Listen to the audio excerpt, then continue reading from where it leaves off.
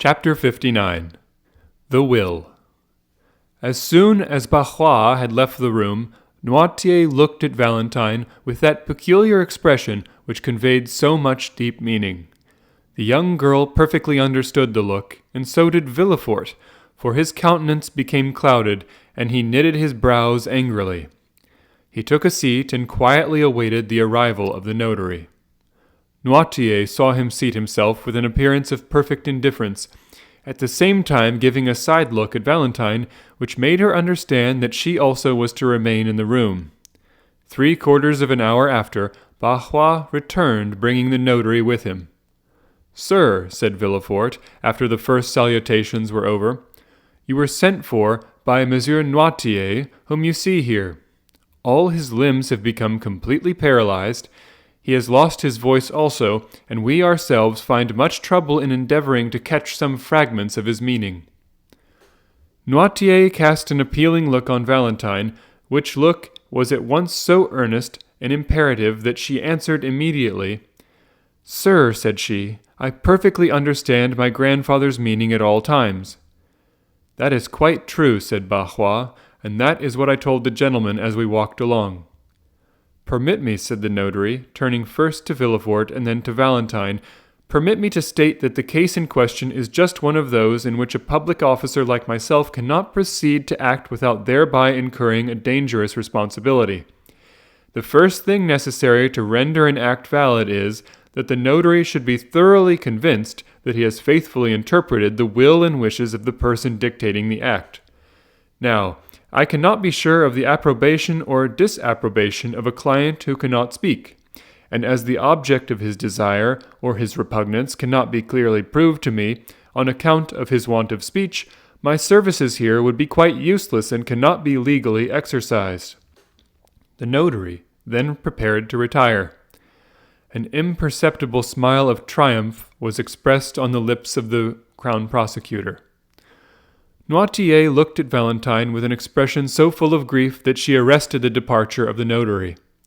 "Sir," said she, "the language which I speak with my grandfather may be easily learnt, and I can teach you in a few minutes to understand it almost as well as I can myself. Will you tell me what you require in order to set your conscience quite at ease on the subject?" "In order to render an act valid, I must be certain of the approbation or disapprobation of my client. Illness of the body would not affect the validity of the deed, but sanity of mind is absolutely requisite." "Well, sir, by the help of 2 signs, with which I will acquaint you presently, you may ascertain with perfect certainty that my grandfather is still in the full possession of all his mental faculties. Monsieur Noirtier, being deprived of a voice and motion, is accustomed to convey his meaning by closing his eyes when he wishes to signify yes, and to wink when he means no. You now know quite enough to enable you to converse with Monsieur Noirtier. Try." Noirtier gave Valentine such a look of tenderness and gratitude that it was comprehended even by the notary himself. "You have heard and understood what your granddaughter has been saying, sir, have you?" asked the notary. Noirtier closed his eyes. "And you approve of what she said? That is to say, you declare that the signs which she mentioned are really those by means of which you are accustomed to convey your thoughts?" "Yes." "It was you who sent for me?" "Yes." "To make your will?" "Yes." "And you do not wish me to go away without fulfilling your original intentions?" The old man winked violently. "Well, sir," said the young girl, "do you understand now, and is your conscience perfectly at rest on the subject?" But before the notary could answer, Villefort had drawn him aside. "Sir," said he, "do you suppose for a moment that a man can sustain a physical shock, such as Monsieur Noirtier has received, without any detriment to his mental faculties?" "It is not exactly that, sir," said the notary, "which makes me uneasy, but the difficulty will be in arriving at his thoughts and intentions so as to be able to provoke his answers." "You must see that to be an utter impossibility," said Villefort. Valentine and the old man heard this conversation, and Noirtier fixed his eyes so earnestly on Valentine that she felt bound to answer to the look.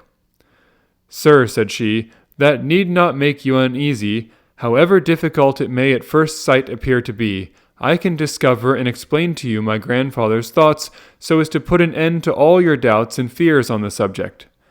I have now been 6 years with Monsieur Noirtier, and let him tell you if ever once during that time he has entertained a thought which he was unable to make me understand." "No," sighed the old man. "Let us try what we can do, then," said the notary. "You accept this young lady as your interpreter, Monsieur Noirtier?" "Yes." "Well, sir, what do you require of me, and what document is it that you wish to be drawn up?" Valentine named all the letters of the alphabet till she came to W. At this letter, the eloquent eye of Noirtier gave her notice that she was to stop. "It is very evident that it is the letter W which Monsieur Noirtier wants," said the notary. "Wait," said Valentine, and turning to her grandfather, she repeated, "Wa, oui, oui." The old man stopped her at the last syllable. Valentine then took the dictionary, and the notary watched her whilst she turned over the pages. She passed her finger slowly down the columns, and when she came to the word will, Monsieur Noirtier's eye bade her stop. "Will," cried the notary, "it is very evident that Monsieur Noirtier is desirous of making his will." "Yes, yes, yes," motioned the invalid. "Really, sir, you must allow that this is most extraordinary," said the astonished notary, turning to Monsieur de Villefort.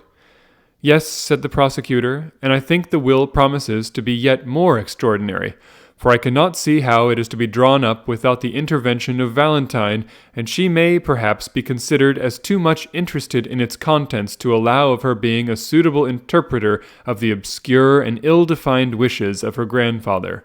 "No, no, no," replied the eye of the paralytic. "What?" said Villefort. "Do you mean to say that Valentine is not interested in your will?" "No." "Sir," said the notary, whose interest had been greatly excited, and who had resolved on publishing far and wide the account of this extraordinary and picturesque scene, "what appears so impossible to me an hour ago has now become quite easy and practicable, and this may be a perfectly valid will, provided it be read in the presence of 7 witnesses, approved by the testator, and sealed by the notary in the presence of the witnesses. As to the time, it will certainly occupy rather more than the generality of wills. There are certain forms necessary to be gone through, and which are always the same.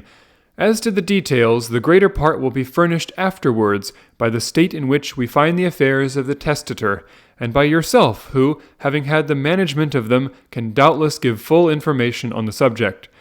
But besides all this, in order that the instrument may not be contested, I am anxious to give it the greatest possible authenticity. Therefore, one of my colleagues will help me, and contrary to custom will assist in the dictation of the testament. Are you satisfied, sir?" continued the notary, addressing the old man. "Yes," looked the invalid, his eye beaming with delight at his meaning being so well understood. "What is he going to do?" thought Villefort, whose position demanded so much reserve, but who was longing to know what were the intentions of his father. He left the room to give orders for another notary to be present. But Barrois, who had heard all that passed, had guessed his master's wishes, and had already gone to fetch one. The crown prosecutor then told his wife to come up. In the course of a quarter of an hour, everyone had assembled in the chamber of the paralytic. The second notary had also arrived. A few words sufficed for a mutual understanding between the 2 officers of the law. They read to Noirtier the formal copy of a will in order to give him an idea of the terms in which such documents are generally couched. Then, in order to test the capacity of the testator, the first notary said, turning towards him, "When an individual makes his will, it is generally in favor or in prejudice of some person." "Yes." "Have you an exact idea of the amount of your fortune?" "Yes." "I will name to you several sums, which will increase by graduation. You will stop me when I reach the one representing the amount of your possessions." "Yes." There was a kind of solemnity in this interrogation. Never had the struggle between mind and matter been more apparent than now, and if it was not a sublime, it was, at least, a curious spectacle. They had formed a circle round the invalid. The second notary was sitting at a table prepared for writing, and his colleague was standing before the testator in the act of interrogating him on the subject to which we have alluded. "Your fortune exceeds 300,000 francs, does it not?" asked he. Noirtier made a sign that it did. "Do you possess 400,000 francs?" inquired the notary. Noirtier's eyes remained immovable. 500,000? The same expression continued. 600,000, 700,000, 800,000, 900,000? Noirtier stopped him at the last named sum. "You are then in possession of 900,000 francs?" asked the notary. "Yes." "In landed property?" "No." "In stock?" "Yes." "The stock is in your own hands?" The look which M. Noirtier cast on Parrois showed that there was something wanted which he knew where to find. The old servant left the room, and presently returned, bringing with him a small casket. "Do you permit us to open this casket?" asked the notary. Noirtier gave his assent. They opened it, and found 900,000 francs in bank scrip. The first notary handed over each note as he examined it to his colleague. The total amount was found to be as M. Noirtier had stated. "It is all as he has said. It is very evident that the mind still retains its full force and vigor." Then, turning towards the paralytic, he said, "You possess, then, 900,000 francs of capital, which, according to the manner in which you have invested it, ought to bring you an income of about 40,000 livres?" "Yes." "To whom do you desire to leave this fortune?" "Oh," said Madame de Villefort, "there is not much doubt on that subject. Monsieur Noirtier tenderly loves his granddaughter, Mademoiselle de Villefort.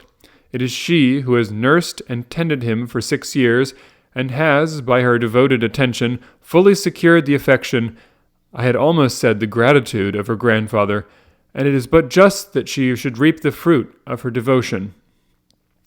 The eye of Noirtier clearly showed by its expression that he was not deceived by the false assent given by Madame de Villefort's words and manners to the motives which she supposed him to entertain.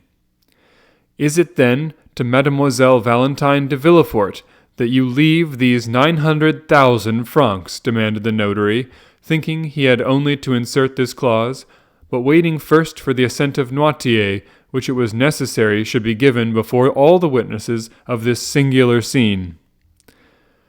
Valentine, when her name was made the subject of discussion, had stepped back to escape unpleasant observation.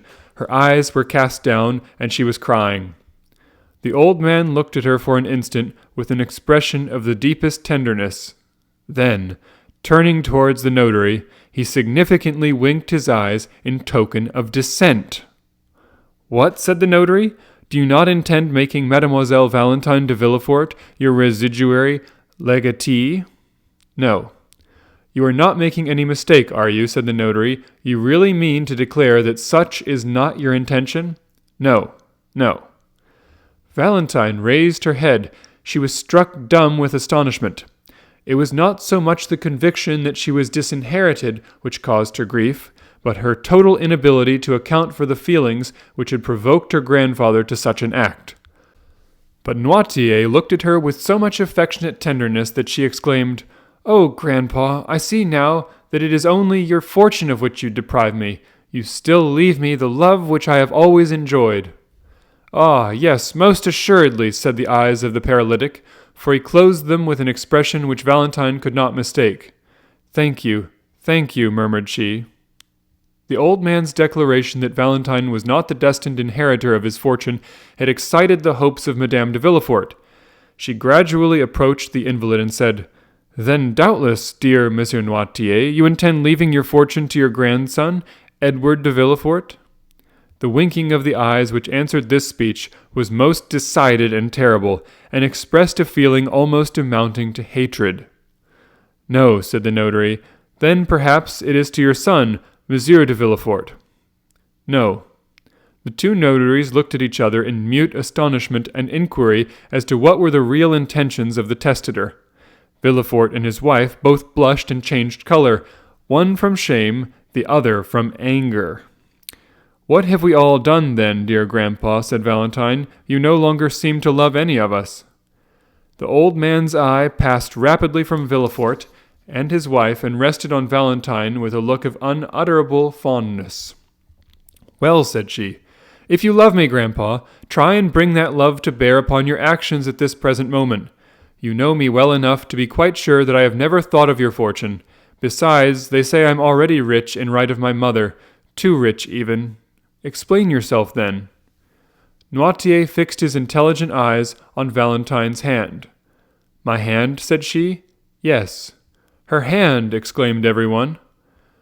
"Oh, gentlemen, you see it is all useless, and that my father's mind is really impaired," said Villefort.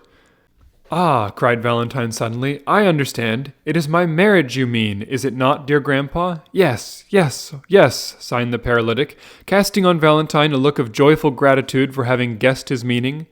"You are angry with us all on account of this marriage, are you not?" "Yes." "Really, this is too absurd," said Villefort. "Excuse me, sir," replied the notary. "On the contrary, Monsieur Noirtier's meaning is quite evident to me, and I can quite easily connect the train of ideas passing in his mind." "You do not wish me to marry Monsieur Franz Epinay," observed Valentine. "I do not wish it," said the eye of her grandfather. "And you disinherit your granddaughter," continued the notary, "because she has contracted an engagement contrary to your wishes." "Yes." "So that, but for this marriage, she would have been your heir?" "Yes." There was a profound silence. The two notaries were holding a consultation as to the best means of proceeding with the affair. Valentine was looking at her grandfather with a smile of intense gratitude, and Villefort was biting his lips with vexation, whilst Madame de Villefort could not succeed in repressing an inward feeling of joy, which in spite of herself appeared in her whole countenance. "But," said Villefort, who was the first to break the silence, "I consider that I am the best judge of the propriety of the marriage in question. I am the only person possessing the right to dispose of my daughter's hand. It is my wish that she should marry Monsieur Franz Epinay, and she shall marry him." Valentine sank weeping into a chair. "Sir," said the notary, "how do you intend disposing of your fortune in case Mademoiselle de Villefort still determines on marrying Monsieur Franz?" The old man gave no answer. "You will, of course, dispose of it in some way or other?" "Yes." "In favor of some member of your family?" "No." "Do you intend devoting it to charitable purposes, then?" pursued the notary. "Yes." "But," said the notary, "you are aware that the law does not allow a son to be entirely deprived of his patrimony?" "Yes." "You only intend, then, to dispose of that part of your fortune which the law allows you to subtract from the inheritance of your son?" Noirtier made no answer. "Do you still wish to dispose of all?" "Yes." "But they will contest the will after your death?" "No." "My father knows me," replied Villefort. "He is quite sure that his wishes will be held sacred by me. Besides, he understands that in my position I cannot plead against the poor." The eye of Noirtier beamed with triumph. "What do you decide on, sir?" asked the notary of Villefort. "Nothing, sir. It is a resolution which my father has taken, and I know he never alters his mind. I am quite resigned. These 900,000 francs will go out of the family in order to enrich some hospital. But it is ridiculous thus to yield to the caprices of an old man, and I shall therefore act according to my conscience." Having said this, Villefort quitted the room with his wife, leaving his father at liberty to do as he pleased.